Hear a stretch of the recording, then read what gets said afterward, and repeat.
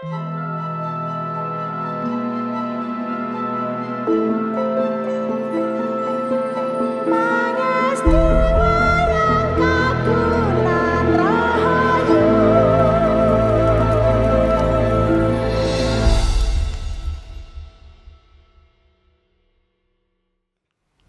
yang terhormat dan juga adik-adik milenial, ketemu kembali dengan channel Purbo Asmoro Official. Walaupun di sana banyak juga nama-nama Purbo Asmoro yang terpampang di internet, namun channel saya adalah Purbo Asmoro Official.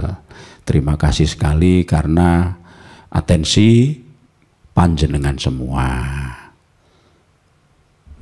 Saudara sekalian, ada beberapa versi tentang keberadaan Gareng dan Petruk.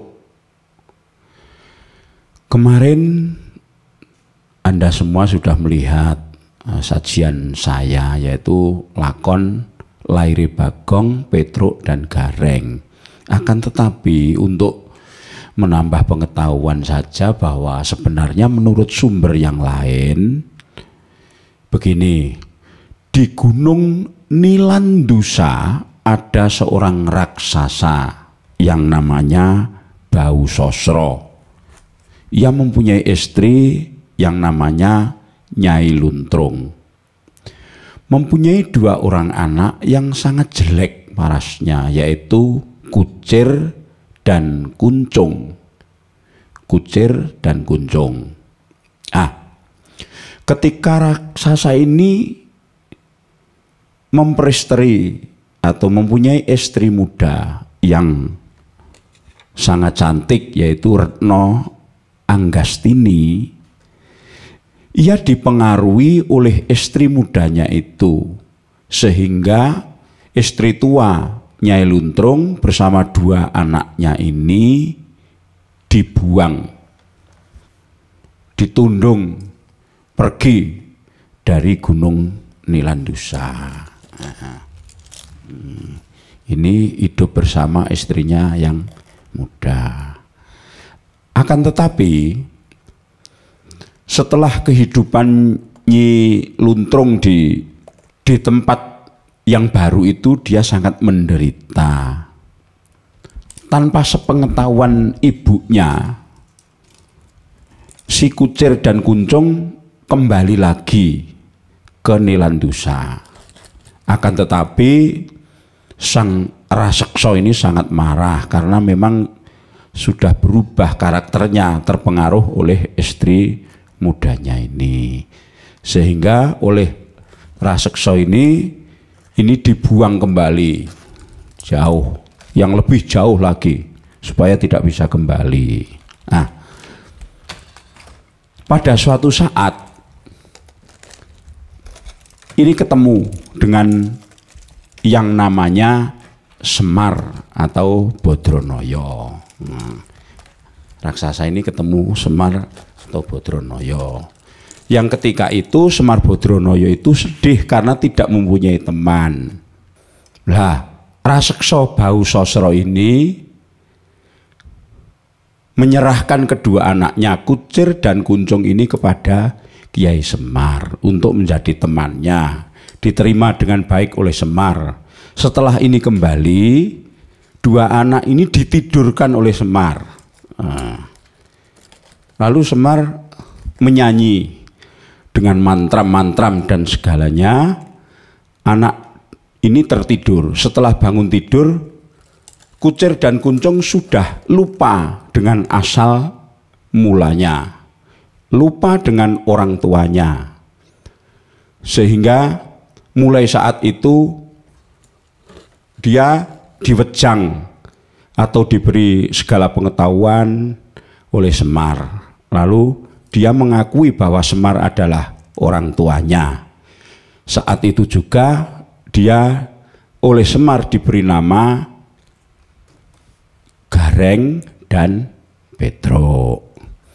Itu yang versi lain selain yang saya sajikan kemarin. Saudara yang terhormat, versi yang lain lagi adalah begini. Ada seorang pemuda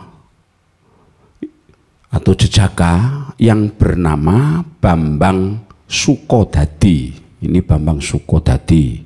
Dia sangat suka bertapa, laku prihatin dan juga berguru ilmu kesaktian. Ia berasal dari daerah Bluluk Tibo. Setelah dia bertapa dan menguasai beberapa ilmu, dia menjadi sombong dan congkak, sehingga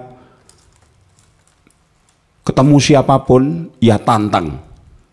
Akhirnya pada suatu saat ia ketemu dengan orang muda juga yang gagah, yang namanya Bambang Pecukilan dari Padepokan Kembang Sore.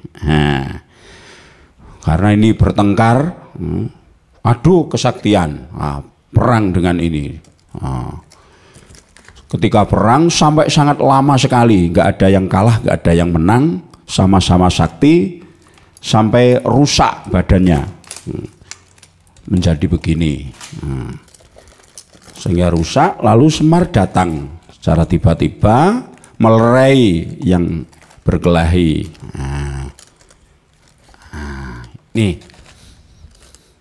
dilerai lalu diberi wejangan karena dia sudah menjadi cacat begitu, dan ia sadar karena wejangan-wejangan Semar tadi, sehingga keduanya mengakui bahwa Semar adalah orang tuanya.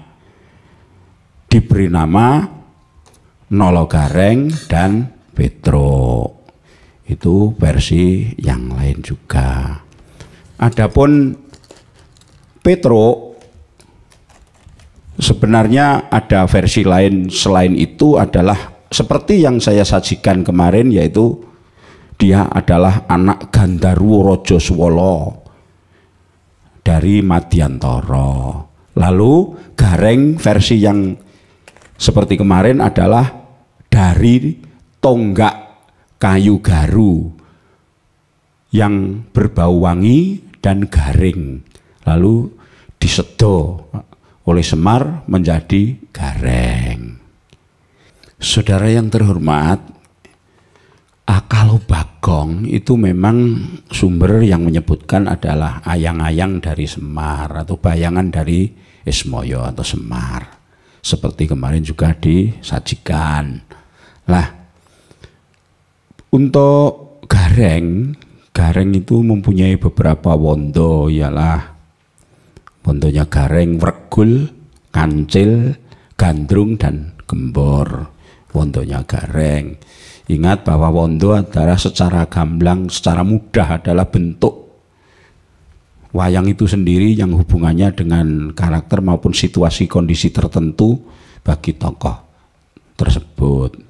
Lalu kalau Petro wondonya itu ada wondo Jlegong, wondo Mesem, wondo Jamblang, wondo Gandrung, wondo Bujang, dan wondo Manglung. Tapi wayang saya tidak komplit, mohon maaf, belum bisa memberi contoh. Lalu kalau Bagong ada wondonya wondo Gilut, Gembor, Ngengkel, dan Blungkang. Itu tentang wondo-wondo Ponokawan. Itu beberapa versi, sehingga menurut saya semuanya juga bagus. Mengapa saya kemarin mementaskan yang seperti itu?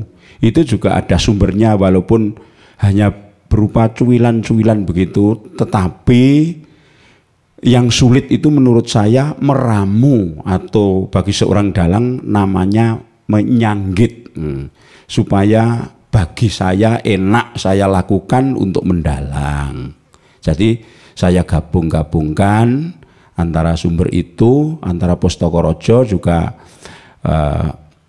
di pedalangan juga, dan juga legendanya dan sebagainya, cerita-cerita yang beredar digabungkan dengan Wiroto dan Manumoyoso dan segalanya, sehingga jadi seperti itu. Saya berterima kasih karena banyak yang sudah melihat dan nonton tayangan-tayangan saya. Kurang lebihnya mohon maaf dan terima kasih. Yang suka channel Purbo Asmoro Official, ya subscribe, like dan komen.